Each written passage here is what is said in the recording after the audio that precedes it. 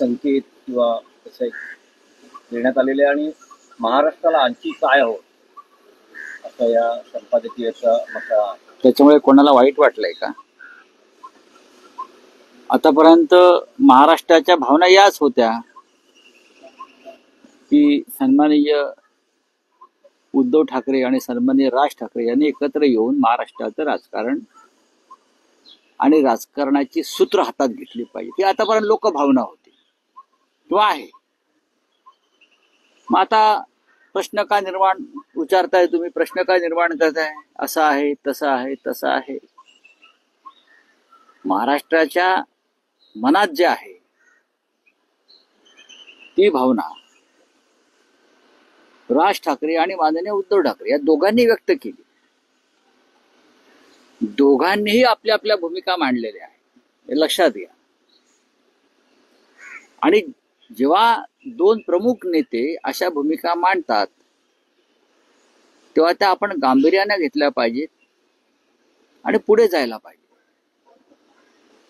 आता काही लोकांना त्याच्याविषयी वेदना होणार, कारण जर उद्धव आणि राज ठाकरे एकत्र झाले किंवा राजकारण एकत्र केलं तर आम्हाला कायमच्या शेतावर जावं लागेल, आम्हाला कायमच्या शेतावर जावं लागेल किंवा आम्हाला कायम संघ दक्ष शाखेत जावं लागेल.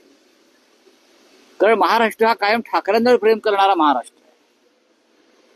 महाराष्ट्रानं सातत्यानं बाळासाहेब ठाकरे आणि त्यांच्या कुटुंबावर मनापासून प्रेम केलं, आजही करतो. पिढ्या बदलल्या पण हे प्रेम काही कमी होत नाही. त्यामुळे अनेकांना भीती वाटत असेल, त्यातून त्यांच्या काही पोटातून त्यांची मळमळ बाहेर पडत असेल तर त्याकडे आम्ही दुर्लक्ष करतो. आम्ही सकारात्मक दृष्टीने याकडे पाहतो.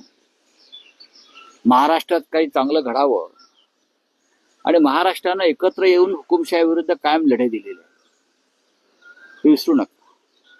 चले जाव आंदोलनाची ठिणगी या मुंबईतच पडली, महाराष्ट्रात पडली आणि त्यामध्ये मराठी गिरणी कामगार पुढे होता, मराठी माणूस पुढे होता, हे लक्षात घ्या, विसरू नका.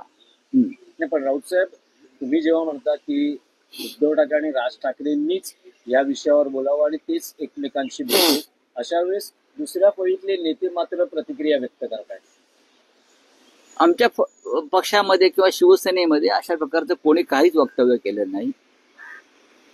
स्वतः उद्धव ठाकरे असेल, मी असेल, आमचे इतर माझे सहकारी असतील, प्रवक्ते आहेत खाली, तुम्ही मला दाखवा की त्यांनी माननीय उद्धव साहेबांनी घेतलेल्या भूमिकेच्या विरोधात जाऊन आपलं मत व्यक्त केलं. नाही, आमच्या भावना फार स्वच्छ आहेत आणि आमचं मन निर्मळ आहे या बाबतीमध्ये. त्याच्यामुळे आम्ही असं ठरवलेलं आहे, कोणी काही बोलू द्या, कोणी काही बोलू द्या, कोणी किती खाजवत बसू द्या मागून पुढून, भूतकाळात वळायचं नाही. हा फॉर्म्युला आहे, भूतकाळात डोकावायचा नाही. जेव्हा आम्ही ठरवलं आहे माननीय उद्धव साहेबांनी की एक पाऊल पुढे टाकायचं आहे, एक पाऊल पुढे टाकत असताना मागे काय झालंय हे दुर्लक्ष करून पुढे जायचं. मागे आम्ही काय बोललो, ते काय बोलले, त्यांनी काय टीका केली, त्यांनी काय भूमिका मांडली, हे विसरायला पाहिजे पुढे जाताना. याला सकारात्मक दृष्टिकोन म्हणतात. जेव्हा आम्ही काँग्रेस आणि राष्ट्रवादी काँग्रेस बरोबर आघाडी स्थापन केली तेव्हा आम्ही एकमेकावर टीका करत होतो ना, प्रचंड टीका केली आम्ही दोघांनी एकमेकांवर. पण जेव्हा आम्हाला एकत्र यायचं ठरल्यावर ते आम्ही भूतकाळात पाहिलं नाही, आम्ही भविष्याचा विचार केला. 2014 साली भारतीय जनता पक्षाने आमच्याशी युती तोडली, हिंदुत्ववादी पक्ष असताना आम्ही युती तोडली. आम्ही दोघांनी एकमेकांच्या विरुद्ध प्रचंड टीका केली. परत आम्ही एकत्र आलो तेव्हा आम्ही भूतकाळात पाहिलं नाही. आम्हाला एकत्र यायचं होतं, ठरलं एकत्र येणं गरजेचं आहे, आम्ही एकत्र आलो, आम्ही निवडणुका लढलो, भूतकाळात डोकावलो नाही. उत्तम राजकारण हे भूतकाळात न डोकावण्याचं असतं. अशा वेळेला जेव्हा आम्ही हात मिळवणी करतो राज्याच्या आणि देशाच्या हितासाठी, तेव्हा मागे कशाला खाजवत बसायचं, पुढे बघा ना. आम्ही त्या विचाराचे आहोत आणि माननीय उद्धव ठाकरे शिवसेना पक्षप्रमुख हे सुद्धा भविष्याचा विचार करणारे आहेत. भूतकाळाचा नाही. आम्हाला महाराष्ट्राचे भविष्य घडवायचं आहे, आम्हाला मराठी माणसाचे भविष्य उज्ज्वल करायचं आहे. हे ठरलंय ना दोन नेत्यांमध्ये.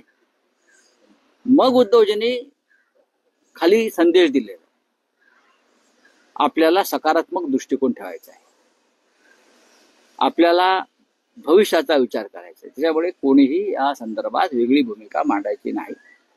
4 भिंतीआड आपण बोलू शकतो, पण ज्याच्यामुळे हा जो एक नवीन प्रवाह सुरू होतो आहे तो प्रवाह गढूळ करण्याचं काम आम्ही आमच्याकडून कदापि करणार नाही.